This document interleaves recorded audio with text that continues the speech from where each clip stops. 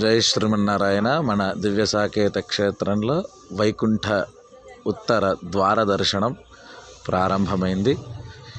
ఇది భూలోక ద్వారం. మనస్సును ఇంద్రియములను నిగ్రహించి భగవన్నామస్మరణ చేసిన వారు ఈ లోకమును దాటగలరు. రామానుజ సంబంధం కలిగిన వారికి ఇది చాలా సులభము. భువర్లోక ద్వారం. ఉత్తమ దానములు చేసిన వారు ఈ లోకమును దాటగలరు. శ్రీరామానుజ చరణ సంబంధం కలిగిన వారు అతి సులువుగా ఈ ద్వారమును దాటగలరు. మూడవది సువర్లోక ద్వారము. శ్రీరామానుజ మహాయజ్ఞకర్తలే ఈ లోకమును దాటగలరు. శ్రీరామానుజ దాసులకు ఈ లోకమును దాటుట చాలా సులభము.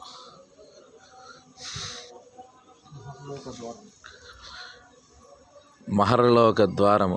కర్మయోగమును సాధించిన వారే ఈ లోకమును దాటగలరు.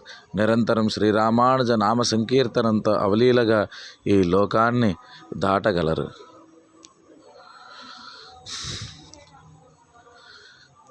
జనలోక ద్వారము. జ్ఞానయోగ నిష్ఠులు ఈ లోకమును దాటగలరు. శ్రీరామానుజ పాదతీర్థమే ఈ లోకమును దాటించగలదు. శ్రీరామానుజ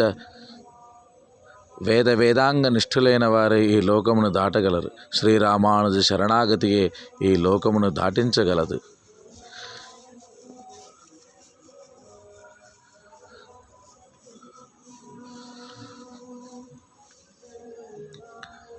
సత్యలోక ద్వారము.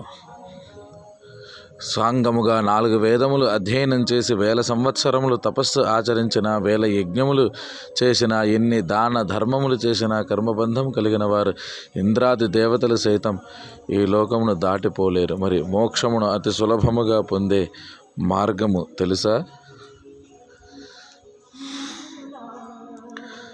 సమతామూర్తి శ్రీరామానుజ పాదాలను ఆశ్రయించి జీవనమును భగవత్ కైంకర్యంగా గడిపిన వారు మాత్రమే పొందగలిగే దివ్య పదం, బ్రహ్మాదులకు సైతం దుర్లభమైన పదం, రామానుజ అను 4 అక్షరములతో సొంతమయ్యే భవ్య పదం, అది ఏ పరమపదం.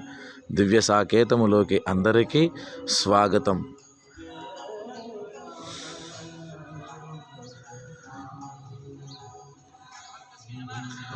భగవద్ దర్శనం చేసుకోవాలనుకునేవారు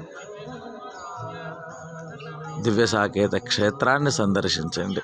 మీ అందరికీ రామచంద్రుడి అనుగ్రహం కలగాలి అని సదా ప్రార్థిస్తూ ఉన్నాం. జై శ్రీమన్నారాయణ.